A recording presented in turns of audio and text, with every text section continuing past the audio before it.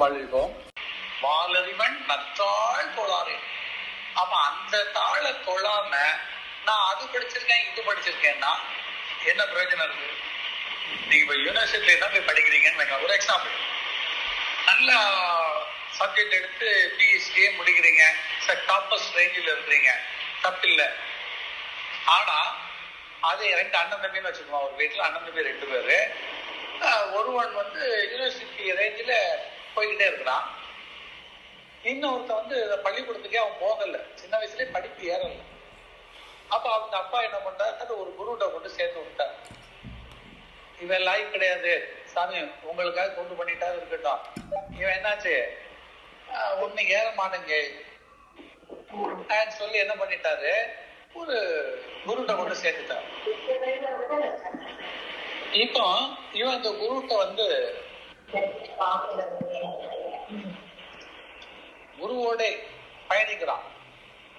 அவன் பாத்தீங்கன்னா bachelor degree முடிச்சாச்சு, மாஸ்டர் டிகிரி முடிச்சாச்சு, அதுக்கப்புறம் ரிசர்ச் பண்ணியாச்சு, பெரிய ரேஞ்சுக்கு போயிட்டு இருக்கான். படிப்புல gold medalist, university first rank, ஜாப்பும் தேடி வருது. இவனுக்கு ஒண்ணுமே கிடையாது. யாருக்கு? இவன்கிட்ட போய் சேர்ந்து என்ன டிகிரியா கொடுக்க போறாரு?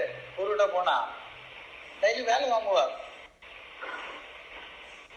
உடனே நம்ம ஆளுக்கு என்ன பண்ணுவோம், அப்பதியா நேர்ந்து விட்டுருக்கு.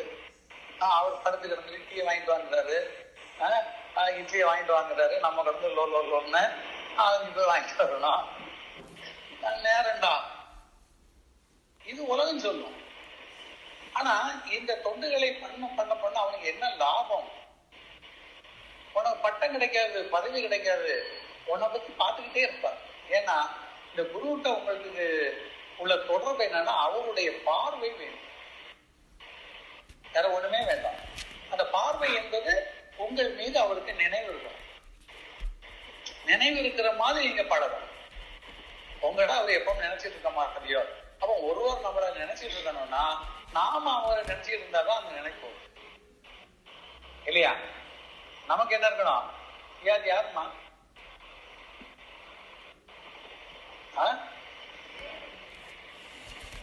நமக்கு நல்ல ஞாபகம் வச்சுங்க.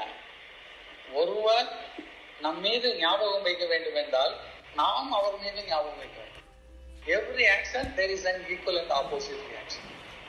இது ஆக்சுவலா இந்த பிரபஞ்சத்தில் படிப்பிலேயே உண்டான ஒரு விஷயம். அந்த மேக்னிடியூட் எலக்ட்ரானிக் அட்ராக்ஷன் இயற்கையாகவே இருக்கிறது. நீங்க ஒரு ஆளு நினைச்சிட்டீங்கன்னா அது நல்ல நினைவோ கெட்ட நினைவோ, வாட் எவர் இட் இஸ், நீங்க அவரை புகழ்ந்தும் இருக்கலாம், திட்டியும் இருக்கலாம், இல்லையா? நீங்க அவங்க ஒரு இடத்துல இருப்பாங்க, நீங்க ஒரு இடத்துல இருப்பீங்க. பாருங்க, தப்புன்னு பொறுமல் வரும், அப்படியே ஒரு குமல் வரும். யாரோ நினைக்கிறாங்க, யார் நினைக்கிறாங்கன்னு தெரியாது. ஆனா உடனே என்ன ஆகும்,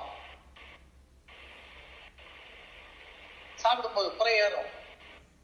சிலவங்களுக்கு அப்படியே ஒரு குமல் வரும். நினைச்சு பாருங்க, இது எப்படி வருதுன்னா, அவன் அங்க நினைச்ச உடனே அந்த நினைவு every action there is an equal and opposite reaction.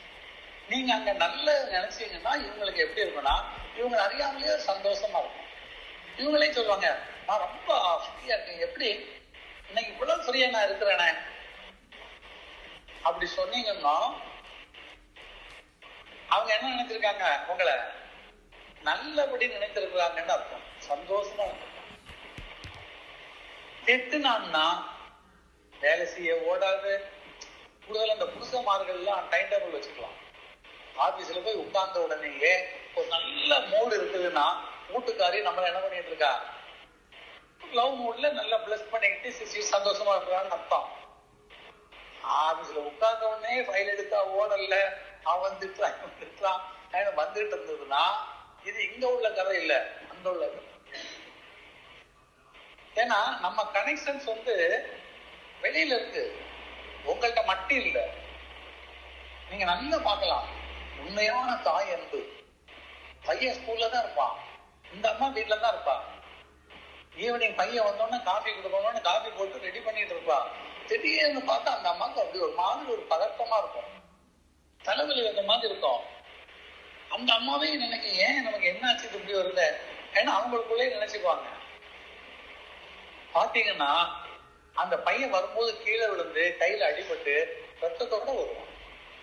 இந்த அம்மா பதறிடும், எப்பண்டா விழுந்தேன், வரும்போதுதான் நான் காபி போடும்போது எனக்கு தோணுச்சுடா. நிறைய வீட்டுல ரொம்ப அட்டாச்மெண்ட்ஸா இருக்கு. அதுக்குதான் ஒருவரோட நம்ம பழகும் போது உண்மையா பழகணும்னு சொல்லுவோம். அந்த நெருக்கமான பழக்கம் இருக்குல்ல, அப்படி உண்மையா பழக முடியலையா வெட்டி விட்டுருங்க, தொடர்பே வேண்டாம். ஏன்னா அது நமைச்சலை கொடுக்கும். நீங்க ஒரு பேனா வச்சிருக்கீங்க, அந்த இங்க் பேனான்னு வைங்களேன், மூடி இல்ல, ஐயோ எப்படி தொலைக்கிறது, மூடி இல்லையே, எப்பமாவது எழுத உதவுன்னு பாக்கெட்ல போட முடியுமா? பாக்கெட் முழுக்க இங்காயிரும். இப்ப அந்த மாதிரி பேனாலாம் இல்லை இல்லையா? முன்னால அந்த மாதிரி பேனா இருக்கும், இங்க் பேனா இல்லையா, நிப்பு இருக்கும். அப்ப அதுல மூடி இல்லாம போட்டீங்கன்னா ஃபுல்லா இங்கிங் ஆயிரும். அதுக்கு என்ன பண்ணாங்க, எவ்வளவு வேல்யூவா இருந்தாலும் பரவாயில்ல, நம்ம என்ன பண்ணிடணும், அவாய்ட் பண்ணிடணும், எடுத்துட்டு போக கூடாது, பாக்கெட்ல வைக்க கூடாது, அது ஒதுக்குறதுதான் நமக்கு நல்லது. பட் இதே நல்ல பேனாவா இருந்ததுன்னா நீங்க மென்னு வச்சுக்கலாம். அப்ப அந்த யூட்டிலைசேஷன் அதுல இருந்து நமக்கு கிடைக்கக்கூடிய பராபரங்களை பொறுத்து தான் வாழ்க்கையில் ஒருவரோடு ஒருவர் பழகுவது, உறவுகளை நாம மெயின்டைன் பண்ணுவது நம்மளுடைய சந்தோஷத்திற்காக, நிம்மதிக்காக, சப்போர்ட்டுக்காக. அந்த சப்போர்ட் அந்த இடத்துல கிடைக்கல, நிம்மதியும் கிடைக்கல, சொல்லதான் கிடைக்குது. அந்த உறவு வேணுமா? அதுக்கப்புறம் வேணுமா அந்த உறவு? நம்மள்ட்ட என்ன இருக்கோ அந்த புடுங்கதான் இருப்பாங்க. திப்பு வீட்டுக்கு வந்தாங்கன்னு வச்சுக்கலாம், பகீர்னு இருக்கும், ஏன் இன்னைக்கு வர்றாங்கன்னு, ஏப்ல என்ன கழுத்து வச்சு செய்ய போட்டு காணுமே, இல்ல கழுத்து நீ சும்மா தானே வச்சிருக்க, போடல இல்ல, குடும்பம் சொந்தக்கார பொண்ணா போச்சு கொடுத்தோம்னா அன்னைக்கு போனதுதான், திரும்பி வர்றதுக்கு அது வழி தெரியாது. நிறைய குடும்பங்கள்ல நடக்குது.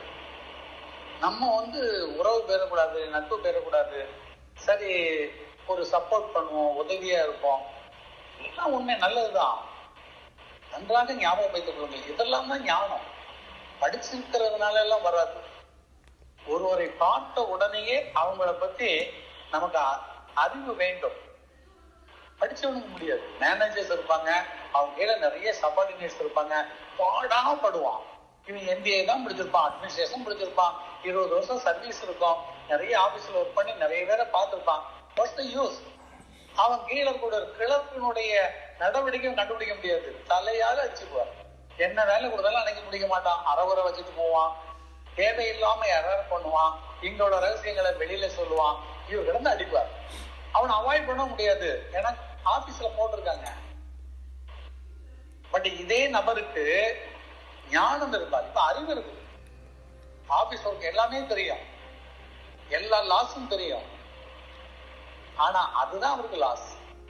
இந்த லாஸ்லாம் தெரியதான் லாஸ். அவருக்கு என்ன தெரியணும்? ஞானம் இருக்கு.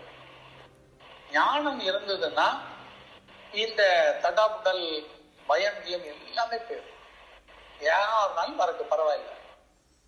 அப்படி ஆபீஸ்ல போய் உட்கார்ந்தாரா, உட்கார்ந்து ஒரு நிமிஷம் கண்ணை பொத்துனாருன்னா 7 ஸ்டாஃப்ஸ் இருக்காங்க, 7 ஸ்டாஃப் பத்தியும் ரேடியேஷன்ஸ் வந்துடும். நான் தான் முதவே சொன்னேன், நீங்க என்ன யாரை பத்தி நினைக்கிறீங்களோ அவங்களுக்கு அந்த தாட்ஸ் வரும். இப்ப நமக்கும் நம்மளை பத்தி நினைக்கிறாங்க நிறைய வெளியில, அந்த தாட்ஸ் வருது. ஆனா தாட்ஸை நாம பார்க்க முடியல, ஏன்னா பயிற்சி இல்லை. இப்ப கண்ணாடி அழுக்கா இருந்துன்னு வச்சுக்கலாம், நீங்க முன்னாடி போய் நின்னா கூட தெரியாது, அதை துடைக்கணும் இல்லையா? இப்ப நினைக்கிறவங்களுடைய தாட்ஸ் உங்கள்கிட்ட வரணும்னா உங்க மைண்ட் கிளியரா டெய்லி தியானம் பண்ணணும். அப்ப அந்த மைண்ட் கிளியரா இருக்கணும்னா அப்படி கண்ணை பொத்துன உடனேயே பட்டுன்னு வந்துடும். A1, A2, A3, A4 B செக்ஷன்ல இருந்து அங்க உள்ள இருக்கான், சூப்பரண்ட் இருக்கான், அவன் என்ன பேசிட்டு இருக்கான், இன்னைக்கு ஆபீஸ்ல என்ன நடக்கும்,